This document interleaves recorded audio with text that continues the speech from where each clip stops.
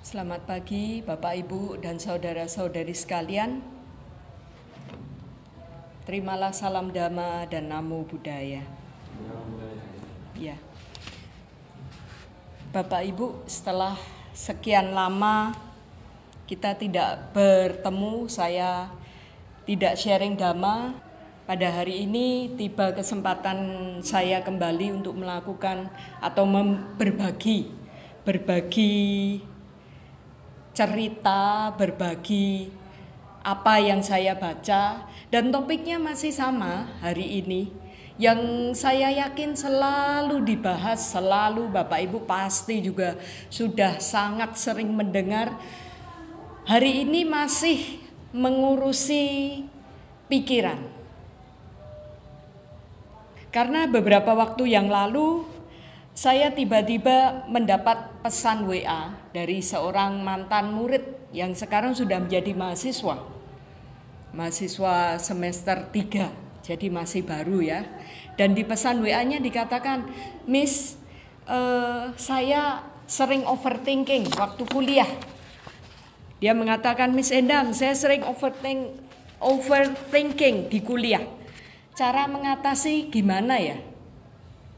Ini juga cukup mengejutkan karena anak ini terakhir kali ketemu waktu di SMP kelas 9 atau kelas 3 ya. Kemudian di SMA 3 tahun, kuliah 2 tahun, tidak ada kabar sama sekali. Kok tahu-tahu mengirim pesan WA dengan bunyi seperti itu. Saya sering overthinking di kuliah.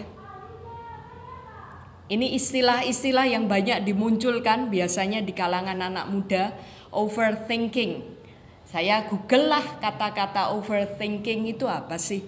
Kalau diartikan ya over itu berlebihan, thinking berlebihan. Jadi berpikir berlebihan. Tapi saya coba cari di Google, ternyata kata overthinking itu artinya tidak ada yang positif. Artinya negatif semua dari referensi yang muncul. Saya kutip 2, overthinking adalah kondisi di mana orang terlalu banyak berpikir, tetapi bukan untuk menyelesaikan masalah dan bukan untuk mencari jalan keluar. Jadi yang dipikirin apa ya? Berpikir, kondisi di mana orang terlalu banyak berpikir tapi nggak ketemu jalan keluar, tidak ketemu solusi untuk menyelesaikan masalah. Jadi apa yang dipikirkan? Kekhawatiran, kecemasan, ketakutan, apa yang akan terjadi, apa yang sudah terjadi. Itu ternyata yang dimaksud dengan overthinking.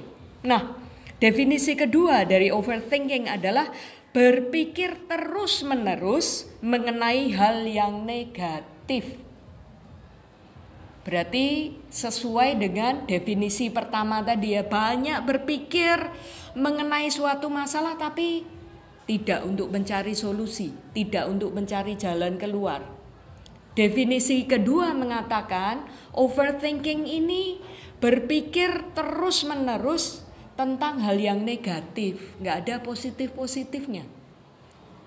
Jadi kalau mau dipadatkan, overthinking itu banyak pikiran. Tapi sayangnya pikirannya bukan untuk hal yang bermanfaat. Pikirannya untuk hal-hal yang tidak bermanfaat. Malah bisa dikatakan untuk hal-hal yang merugikan. Kenapa merugikan? Karena eratnya hubungan antara pikiran dan kondisi fisik ini membuat kita banyak berpikir yang tidak bermanfaat, yang negatif, akhirnya muncul reaksi di dalam tubuh. Kalau Bapak Ibu pernah berlatih meditasi, vipassana, itu Bapak Ibu akan terlatih mengamati nih, rasa di tubuh ini apa sih? Ada apa saja yang kita rasakan, bahasanya adalah sensasi pada waktu kita bermeditasi. Pada waktu pikiran kacau, pada waktu pikiran penuh hal-hal negatif, itu sensasi di tubuhnya tidak karuan. Itu kenapa saya pikir anak-anak muda sekarang banyak sekali yang kena masalah asam lambung. kami bekerja sama dengan beberapa anak muda, mereka menjadi guru. Kemudian ada saatnya dalam 1 bulan itu ada saja yang gantian absen. Dan mereka alasannya sama, sakit apa? Asam lambung. Jangan-jangan ini karena overthinking, yang tadi dikatakan overthinking itu ya. Pikirannya ruwet, mikir sih, tapi bukan untuk hal yang bermanfaat. Apa yang ada di pikiran itu pasti akan termanifestasikan di fisik. Jadi kalau pikiran ruwet, pasti kesehatan gak bagus. Sekarang saya, Bapak Ibu mungkin pernah mengingat, saya pernah bercerita, ini sekarang dicoba lagi ya. Bapak Ibu tahu ya jeruk nipis. Ini Bapak Ibu mengingat, membayangkan atau memunculkan, nggak usah saya bilang memunculkan gambaran jeruk nipis. Pada waktu saya mengatakan jeruk nipis, apa yang muncul di kepala? Langsung muncul gambar jeruk nipis. Oh ya, saya ingat jeruk nipis. Nah, jeruk nipis ini ada yang ranum, matang, segar gitu, warnanya hijau kekuningan. Kalau dipegang, wah ini segar, matang. Kemudian Bapak Ibu lihat ada pisau mengiris jeruk nipis itu. Bapak Ibu bisa mencium baunya. Kemudian Bapak Ibu ambil 1 potongan ini, irisan jeruk nipis tadi. Kemudian bayangkan dibuka mulut, diperas potongan jeruk nipis tadi ke dalam mulut. Mungkin, dan saya yakin benar, pada waktu kita mendengar cerita atau gambaran seperti itu, ini pikiran kita sudah memainkan film persis seperti apa yang saya katakan.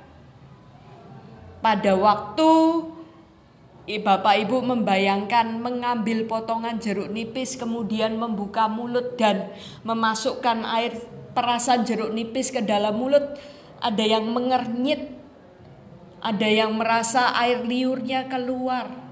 Ini menunjukkan kuatnya hubungan antara pikiran dan fisik. Apa yang muncul di pikiran itu pasti akan memunculkan rasa di tubuh. Nah, Bapak Ibu, kita punya pikiran yang sangat luar biasa.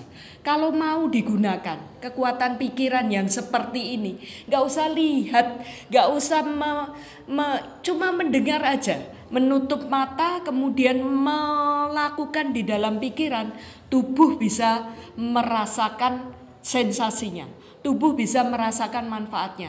Kalau yang positif dilakukan oleh para atlet. Ada seorang atlet basket ya, Michael Jordan. Ini ada referensi yang mengatakan dia menghabiskan harinya separuh latihan fisik, separuh dia cuma duduk untuk melatih gerakannya yang terkenal slam dunk gitu ya. Dia cuma duduk selama 2-3 jam di dalam ruangan. Memang sebagian besar dilakukan dia latihan fisik, benar-benar melatih slam dunk-nya. Tapi 2-3 jam dia akan duduk di dalam ruangan dan diam. Dia pejamkan mata, kemudian dia cuma pegang bola ini sambil menunduk. Dia bisa berdiam seperti itu selama 2-3 jam. Apa yang dia lakukan? Melamun? Enggak. Dia sedang berlatih, tapi tidak bergerak. Yang berlatih apa? Pikirannya. Atau di dalam kosakata atau terminologi keren yang digunakan adalah visualisasi. Jadi dia berlatih dengan visual atau pikiran yang membayangkan dia melakukan gerakan dalam sebuah pertandingan, dia lari seperti ini. Gak usah gerak. Tidak usah gerak. tapi dia membayangkan dengan sangat kuat. Kemudian dia lari, melewati lawan-lawannya, dia loncat, melakukan slam dunk. Dan menurut para ahli yang meneliti otak, neurolog itu mengatakan latihan dengan visualisasi ini sama efektifnya dengan latihan fisik sesungguhnya di lapangan. Ada contoh lain. Kalau Bapak Ibu, ini juga sudah dibuktikan secara ilmiah, pengen nge-gym, tapi kalau nge-gym mahal. Fitness mahal lah. Akhirnya yang dilakukan apa? Bapak Ibu bisa duduk, kemudian ambil anduk saja. Nggak keluar modal beli dumbbell gitu, nggak perlu. Ambil handuk. Kemudian lakukan gerakan seolah-olah Bapak Ibu latihan menggunakan dumbbell. Bayangannya adalah, ini saya menggunakan dumbbell, padahal yang dipegang handuk. Apa yang terjadi jika dilakukan secara rutin? Otot kita terbentuk persis seperti ketika kita latihan menggunakan dumbbell. Luar biasa ya, itu kekuatan pikiran dan kita punya. Kekuatan visualisasi. Visualisasi apa? Visualisasi adalah yang kita lihat di dalam pikiran. Kita bentuk bayangannya di dalam pikiran. Tubuh ini mengikuti apa yang kita pikirkan. Silakan boleh dicoba. Yang pengen badannya perutnya kotak-kotak itu silahkan. Nggak usah nge-gym, nggak usah pakai modal, nggak usah apa, lakukan aja visualisasi. Pada waktu melakukan gerakan membayangkan, misalnya ada gerakan ini kemudian sit up sambil memeluk beban ya. Nggak usah beli bebannya, nggak usah ke gym, katanya bisa. Silakan yang mau dicoba kemudian dilaporkan. Faktanya berhasil atau tidak berhasil. Tapi secara saintifik, secara ilmiah sudah dibuktikan dan berhasil. Sedemikian erat hubungan antara pikiran dan fisik yang kita punya. Nah, Bapak Ibu, kalau tadi yang positif. Nah, sekarang kalau yang negatif gimana? Kita mengalami suatu kejadian tidak enak, dicaci orang, dikatakan misalnya bodoh, tertangkap oleh pikiran, tertangkap oleh telinga dulu, kemudian tersimpan masuk ke dalam pikiran, jadi memori, jadi ingatan. Kemudian pada suatu kali waktu kita duduk, ingatan ini muncul, saya pernah dikatakan bodoh oleh si A. Pada waktu itu, pikiran kita segera merekonstruksi semua kejadian yang sama. Kita tiba-tiba ingat kejadian itu hari apa, jam berapa, orangnya pakai baju apa, kita pakai baju apa, berada di mana. Bahkan kalau ada bau-baunya, semua keluar Bapak Ibu. Otomatis luar biasa kan, rekonstruksi menghidupkan kembali cuma dari serpian kecil ingatan yang muncul. Dan kalau itu ingatan yang tidak enak, kita marah, kita bahkan sensasi di tubuh juga terulang kembali. Pada waktu itu saya dikatakan bodoh, kemudian sensasi di tubuh, misalnya marah, wajahnya terasa memanas, perutnya mengencang, jantungnya berdebar, itu semua kembali. Persis seperti pada saat kejadian. Asam lambung naik, itu juga terjadi hanya karena satu memori yang muncul. Nah, kalau ini terjadi terus-menerus, nggak heran ya, banyak anak muda, usianya masih muda tapi sudah mengalami sakit yang berat. Karena mereka nggak bisa mengendalikan pikiran. Kalau tadi yang murid saya katakan overthinking tadi. Overthinking pasti akan membawa masalah di fisik. Asam lambung naik, nanti ingat lagi asam lambung naik lagi, ingat lagi asam lambung naik lagi. Bahkan konon katanya kita tidak ingat ini ada apa ya, tidak ada memori yang muncul, tapi di tubuh muncul sensasi yang tidak menyenangkan, itu pun bisa terjadi. Apalagi kalau ingatan itu muncul. Jadi asam lambung yang harusnya naik 1 kali pada waktu kejadian gak enak, begitu ingat asam lambungnya naik lagi. Begitu ingat lagi asam lambungnya naik lagi. Nah, apa enggak jebol itu lama-lama lambungnya. Jadi jelas yang harus dilakukan, keterampilan yang harus dimiliki adalah keterampilan melatih pikiran yang punya kekuatan luar biasa, yang punya tali temali yang terikat erat dengan fisik kita. Kita nggak bisa kontrol pikiran, fisik ikut menderita. Dan Bapak Ibu bisa bayangkan kalau suatu kali kita dalam kondisi sakit, kemudian dokter berkata, ya ini kuncinya 1, jangan banyak pikiran. Bapak Ibu bisa bayangkan nasihat itu gimana melakukan coba.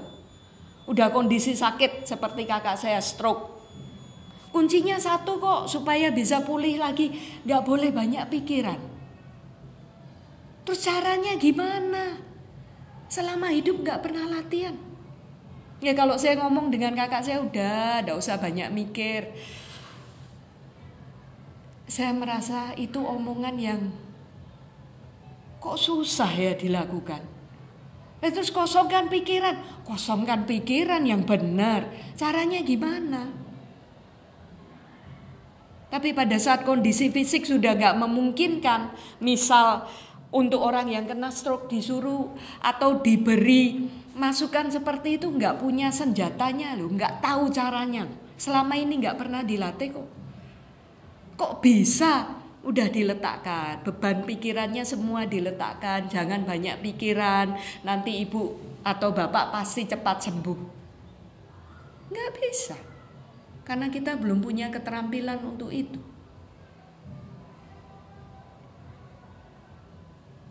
Makanya dikatakan di Anguttara Nikaya ya, masalah yang kita bicarakan adalah overthinking. Ini penyakit pikiran yang tidak terlatih. Seperti tadi dikatakan, banyak pikiran banyak. Bukan untuk mencari solusi, bukan untuk mencari jalan keluar, cuma untuk memikirkan hal yang negatif. Kok munculnya yang negatif terus ya? Pada saat kita mengatakan kita overthinking, kenapa? Yang muncul pikiran-pikiran yang negatif. Karena kita punya yang namanya sesat pikir Bapak Ibu. Kita punya masalah dengan cara berpikir kita. Coba cek apakah kita punya satu sesat pikir ini. Maximizing dan minimizing. Maximizing itu memperbesar, minimizing memperkecil. Lah apa yang diperbesar, apa yang diperkecil? Yang diperbesar adalah satu keburukan kecil. Bapak Ibu mendengar satu berita buruk kecil, terus langsung dibesar-besarkan. Itu maximizing. Sebetulnya enggak seburuk itu deh.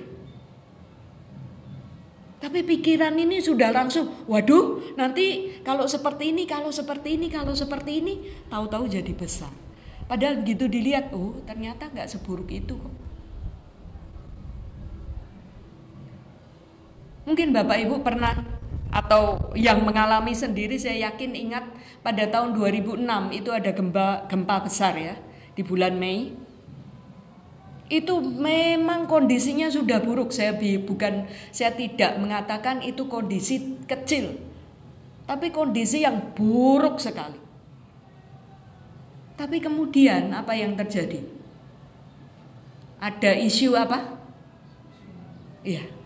Dan orang percaya enggak Bapak Ibu? Percaya enggak? Orang-orang percaya loh. Maximizing, memperbesar.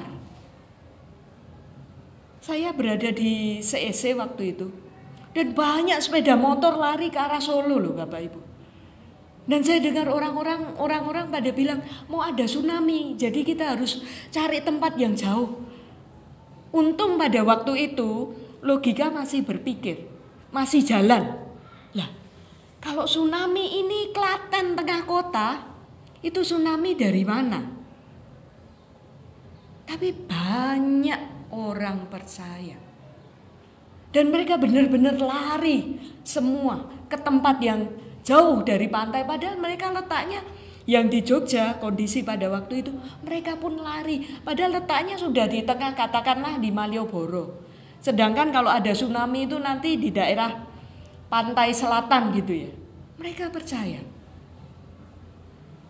Tidak bisa disalahkan mungkin karena kondisi panik tapi Bapak Ibu lihat nih pola maximizing, memperbesar masalah. Kenyataannya belum tentu sebesar apa yang kita bayangkan.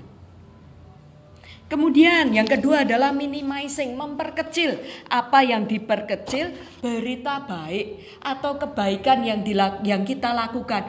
Gitu aja.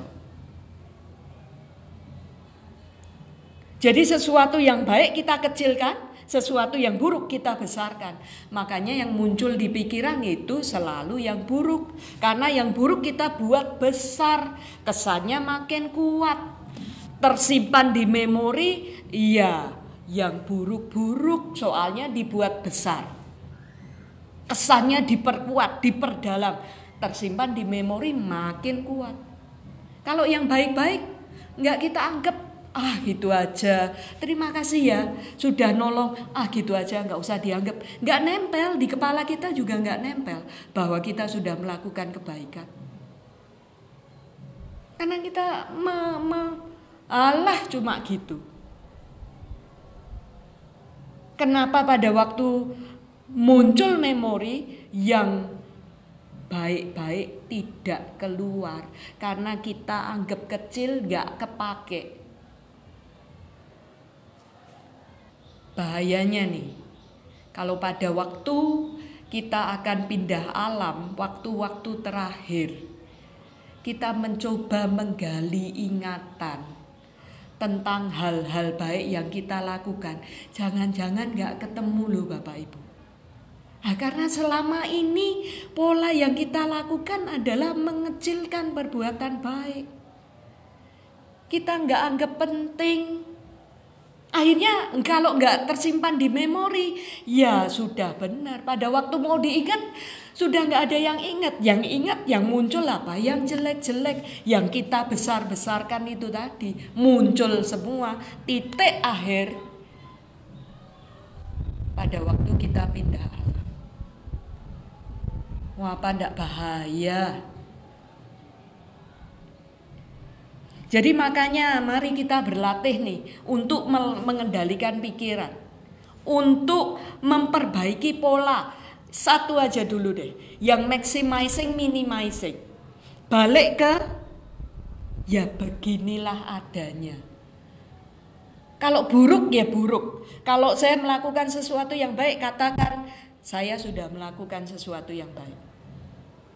Tadi Mas Rudi sudah melakukan sesuatu yang baik, enggak? Barusan memberikan kertas untuk Pak Adi itu sesuatu yang baik loh. Saya minta tolong Mas Rudi yang jalan yang ke sini, itu sesuatu yang baik. Jangan dianggap alah cuma kayak ngono. Lah kalau nggak ada Mas Rudi saya harus ke sana sendiri kasih kertas. Jadi ini justru yang harus dianggap ini loh. Jangan dikecilkan, alah cuma seperti itu. Jadi pada waktu dibutuhkan ingatan itu yang muncul, ya saya lumayan lah. Sudah banyak melakukan kebaikan-kebaikan kecil. Ini kebaikan, ini kebaikan, ini kebaikan. Lah kalau nggak dianggap, saya nggak pernah melakukan kebaikan ya. Aduh, hidup saya sia-sia ya. Yang saya lakukan adalah kejahatan. Muncul semua ingatan akan kejahatan. Terus pindah alam. Kira-kira lahir di mana coba? Iya kan? Alam menderita. Jadi ini satu dulu deh. Maximizing, minimizing ini dihilangkan. Ya, demikian yang sudah saya lakukan. Ini jelek, ini baik. Kenyataannya aja, ini jelek, ini baik. Gak usah diperbesar, gak usah dikecil-kecilin. Kenapa kita nggak balik ya, memperbesar yang wah memang baik tuh dibesar-besarkan? Enggak. Yang jelek yang dibesar-besarkan, yang baik yang dikecil-kecilkan. Ini satu PR ya untuk latihan seminggu. Nah, di Anguttara Nikaya dikatakan Bapak Ibu, tidak ada hal lain yang sangat sulit dikendalikan seperti pikiran yang tidak berkembang. Ini ada 6 poin, 3 positif, 3 negatif. Saya baca yang negatif dulu. Tidak ada hal lain yang sangat sulit dikendalikan seperti pikiran yang tidak berkembang. Kemudian poin ketiga, tidak ada hal lain yang membawa sangat banyak penderitaan seperti pikiran yang tidak berkembang dan tidak dilatih. Poin yang kelima, tidak ada hal lain yang membawa sangat banyak kerugian seperti pikiran yang tidak dijinakkan, tidak terjaga, tidak terlindungi, tidak terkendali. Itu ngomongnya masalah pikiran semua yang tidak terjaga, terkendali, dijinakkan, tidak terlatih. Isinya apa? Penderitaan semua. Nah, sekarang yang ini punya enggak? Kita merasa enggak pikiran tidak terkendali, tidak terlatih, tidak terjinakkan? Kalau kita merasa seperti itu, ada counternya yang positif. Tidak ada hal lain yang sangat mudah dikendalikan seperti pikiran yang telah berkembang. Poin 2. Poin 4. Tidak ada hal lain yang membawa sangat banyak kebahagiaan. Sangat banyak kebahagiaan seperti pikiran yang telah berkembang dan dilatih.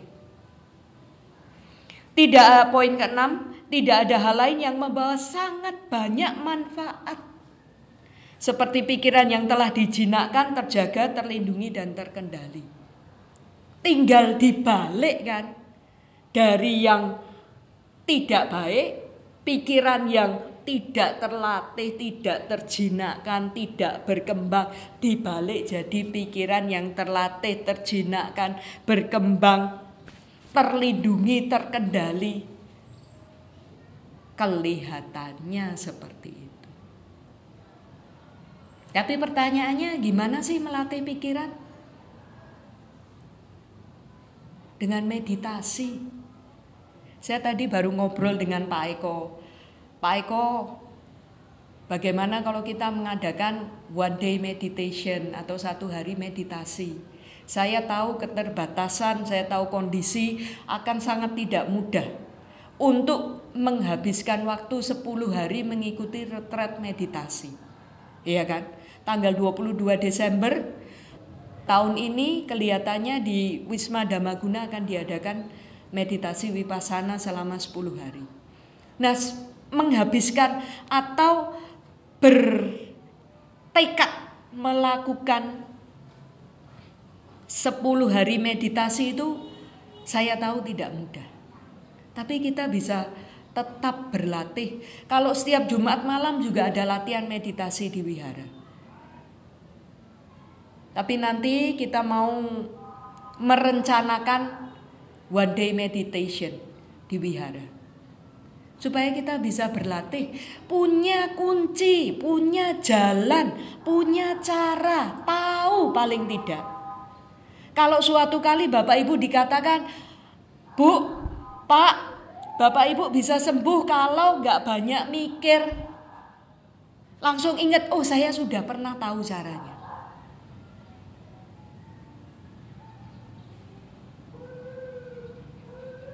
Kalau sekarang tanpa pengetahuan, kan tadi seperti tadi dikatakan, bingung kan caranya gimana ya supaya nggak banyak pikiran.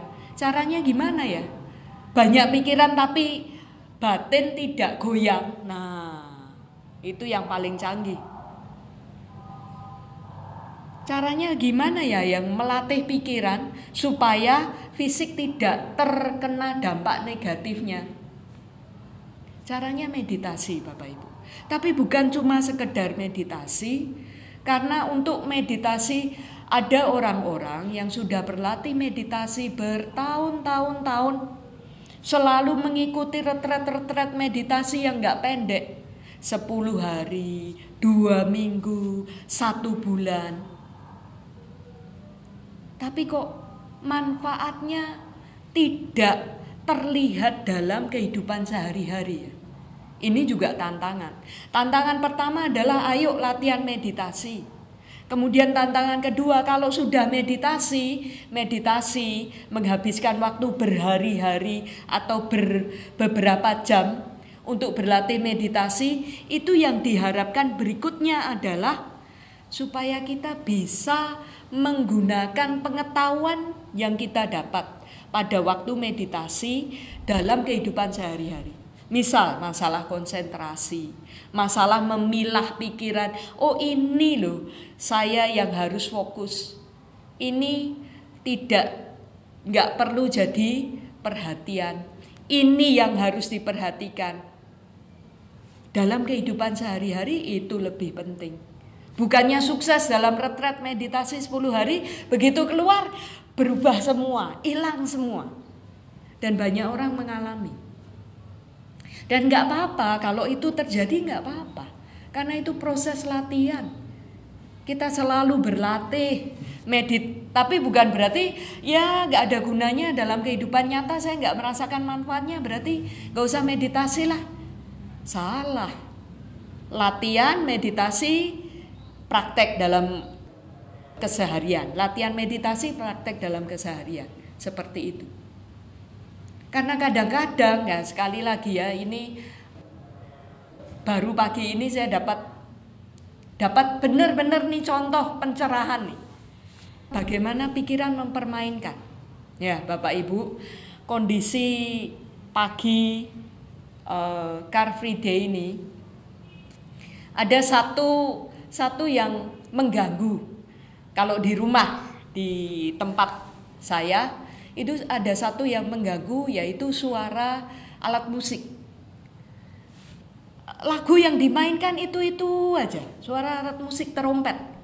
Lagu yang dimainkan itu aja. Pernah suatu kali mencoba lagu yang lain, tapi hasilnya nggak bagus, malah semakin mengganggu. Pikiran terganggu nggak? Dari jam 6:30 sampai jam 9. Saya tahu persis 6:30 ini, 6:30 tereret, saya lihat kebanyakan tepat 6:30 sampai jam 9. Mainnya lagu itu aja, kadang sumbang, kadang fales, kadang enggak, kadang fales. Tapi setiap kali didengar seperti itu 1,5, 2,5 jam. Ya. Yang muncul apa? Ngomel kan? Ini siapa sih yang main musik? Wah, mainnya di mana sih suara? Itu beberapa minggu loh Bapak Ibu. Tadi pagi sok ya, karena hari ini saya mau ngomongin tentang pikiran dong. Saya mengatakan kepikiran ini nggak boleh nih.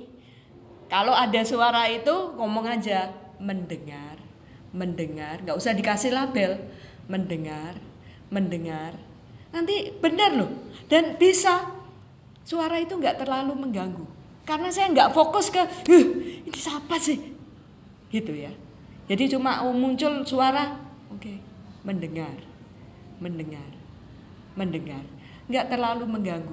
Kemudian saya diberitahu, Pak Eko bilang itu loh mainnya kok ya tadi ngomongin tentang pemain terompet itu ya, itu mainnya di sana ada satu temannya juga. Terus Pak Jijin bilang, itu yang main terompet itu buta loh.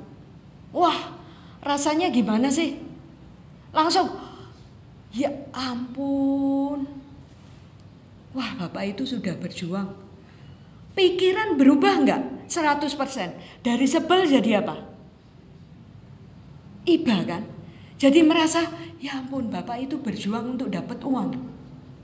Walaupun dia buta, dia enggak cuma sekedar mengacungkan tangan meminta-minta loh Bapak Ibu. Tapi dia main alat musik sebisa-bisanya ya. Kalau lagunya seperti itu ya langsung berubah 100%. Sebelumnya sudah agak tenang sih, karena dengan mendengar, memberi label ini mendengar, enggak merasa begitu terganggu. Apalagi diberi informasi bahwa ini tunanetra. Itu rasanya langsung mencelos ya. Ya ampun. Jadi berguna nggak ngomel selama berminggu-minggu, jengkel 2,5 jam setiap minggu gitu, berguna nggak?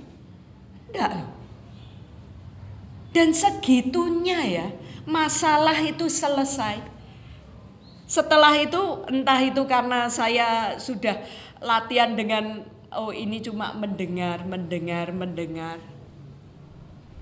Atau karena keterangan bahwa pemain musiknya adalah seorang tunanetra, itu suara musik seperti itu udah nggak mengganggu lagi ya udah, nggak ada rasa jengkel, nggak ada apapun.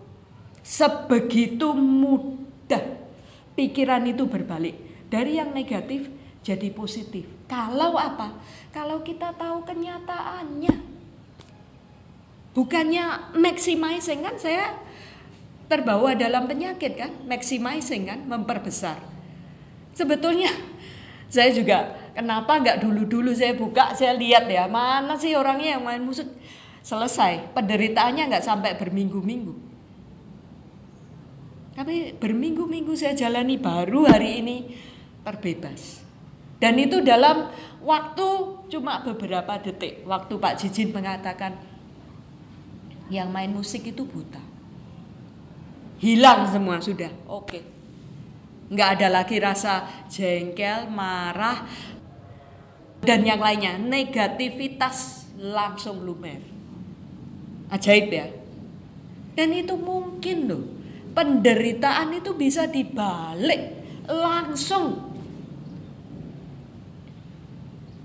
hilang kalau kita tahu kenyataannya. Nah sekarang cari kenyataannya ini loh yang susah. Dan kalau pikirannya, karena saya tahu kenyataannya, mendapat info kenyataan. Kalau enggak, latihan paling tidak. Itu yang saya dapatkan dari meditasi. Begitu ingatan-ingatan yang menjengkelkan, membuat marah muncul di kepala. Oh, ingatan. Nggak menggigit lagi. Tapi ini butuh latihan. Nah, dari satu artikel yang ditulis oleh Bhante Thanissaro, dikatakan, beliau mengatakan orang yang sudah berlatih meditasi bertahun-tahun, berretret, bertahun-tahun kalau digabungkan dari sekian banyak retret, kenapa sih tidak bisa mempraktekannya dalam kehidupan sehari-hari? Kok tidak tampak? Kok tidak kelihatan hasil latihan meditasinya dalam kehidupan sehari-hari? Ini ada 5 yang harus dilakukan supaya latihan meditasi kita, latihan atau perjuangan kita melatih pikiran itu benar-benar muncul, terlihat dalam kehidupan sehari-hari. Yang pertama, jaga moralitas. Tidak mencuri, tidak membunuh, tidak mencuri, tidak berzina, tidak berbohong, tidak mabuk-mabukan. Jaga moralitas. Dengan menjaga moralitas ini kita menyiapkan tanah atau pikiran kita jadi ladang yang subur. Supaya kita bisa mempunyai kekuatan untuk ini loh, melakukan, untuk terus berlatih, melatih pikiran dan melakukan perbuatan baik. Kemudian kita bisa memiliki, jadi bukan tanah yang masih harus dibersihkan. Pikiran kita ini sudah bersih dengan paling tidak menjaga moralitas. 5 hal aja dengan melakukan Pancasila Buddhis. Kemudian yang kedua adalah mengendalikan diri dari nafsu-nafsu indera. Nah, kalau ini sudah sering sekali dikatakan, prakteknya sebagai orang-orang awam, kita milih Bapak Ibu, kita milih orang atau teman yang kita ajak, orang yang kita ajak berteman. Kita milih orang yang baik-baik, kita milih berita yang mau kita baca. Kita milih, kalau sekarang modelnya TikTok, channel-channel TikTok apa aja sih yang kita mau lihat. Kita milih hal-hal positif yang mau kita ambil, yang gak kepake dibuang, supaya ladang pikiran kita gak kotor. Jadi kita punya kemampuan, hati-hati dalam memilih teman, majalah yang dibaca, musik yang didengar, acara yang ditonton. Kita milih yang baik-baik saja, yang positif-positif saja, yang memberi motivasi. Kalau yang gak perlu-perlu gak usah ditonton dah. Itu cara untuk yang kedua, yaitu mengendalikan diri dari nafsu indera. Kemudian cara yang ketiga adalah mengendalikan ucapan. Supaya praktek meditasi kita, supaya hasil meditasi kita terlihat dalam kehidupan sehari-hari dan kita semakin berkembang, kendalikan ucapan. Baru hangat dibicarakan, alah kan guyon gak apa-apa. Tidak. Apa yang kita keluarkan, kenapa dikatakan kendalikan ucapan? Karena yang kita keluarkan dari mulut pasti hasil dari apa yang ada di pikiran. Pikiran, ucapan, kemudian jadi tindakan. Jadi kalau guyon enggak, di pikirannya pasti ada yang salah. Ya, kendalikan ucapan. Kemudian yang keempat, ini cari tempat untuk menyendiri, bukan sambil pegang gadget cari tempat untuk menyendiri, tapi cari tempat untuk menyendiri dan berlatih. Artinya kalau Bapak Ibu sudah nanti retret meditasi keseharian pun tetap harus dilakukan 10 menit, 15 menit. Saya juga masih sama Bapak Ibu. Kadang-kadang kalau mau tidur milih buka ini ya sosial media. Gak terasa kan? Scrolling itu gak ada berhentinya loh. Saya tanya ke murid-murid, kamu scrolling ini ya TikTok. Itu ada N-nya enggak? Enggak ada. Kamu mau scrolling 2 jam, 3 jam, 4 jam, ada terus di bawahnya yang harus ditonton. Nggak ada N-nya, nggak ada habis gitu. Tidak ada. Saya juga ngaku, saya milih kalau mau tidur milih scrolling. Dan ternyata setengah jam saya scrolling gitu ya, setengah jam lebih kadang-kadang. Kemudian saya bilang apa? Oh, saya nggak punya waktu untuk meditasi, tapi punya waktu untuk scrolling. Setengah jam lebih. Itu kalau diteruskan, ya bisa 2 jam, 3 jam. Jadi aneh. Dikatakan ini omongan untuk saya sendiri. Oh ya, saya punya waktu scrolling, saya punya waktu main media sosial, medsos, tapi saya nggak punya waktu meditasi. Itu kelihatannya aneh. Jadi yang nomor 4, mencari tempat yang tenang untuk menyendiri bersama dengan diri sendiri. Dan yang terakhir adalah 4 langkah di atas, membawa ke yang namanya pandangan benar.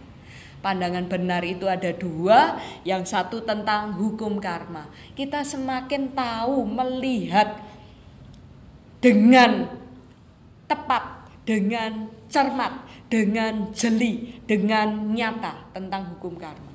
Dan yang kedua, pandangan benar tentang 4 kebenaran mulia. Cara berpikir dalam kerangka 4 pandangan benar. Jadi kita bisa melihat, oh ini loh masalah, ini loh penyebabnya, ini loh akhir dari masalah, dan cara untuk keluar dari masalah. Pentingnya apa sih? Memiliki kemampuan berpikir dalam kerangka 4 pandangan benar. Kita nggak nyalain orang lain. Oh masalahnya tuh di diri saya kok. Seperti tadi, yang main trompet. Kan yang salah saya yang merasa terganggu, yang marah-marah. Kalau bapaknya mah, ya dia juga berhak, itu bukan jalan saya. Itu yang salah nih telinga mendengar kemudian bereaksi. Demikian Bapak Ibu yang bisa saya sharingkan hari ini. Semoga menambah semangat untuk melatih pikiran. Semoga menambah keinginan untuk coba saya mau berlatih meditasi, bukan 15 menit setiap minggu atau 15 menit satu kali seminggu atau 2 jam satu kali seminggu setiap hari Jumat ya Pak Eko, 2 jam. 1 jam. Tapi kita memiliki semangat untuk berlatih sendiri di rumah. Berlatih meditasi. Supaya sekali lagi saya ulang, pada waktu kita diberi tahu, Bapak Ibu bisa sembuh lebih cepat kalau tidak banyak pikiran. Kita tahu caranya. Saya tahu caranya.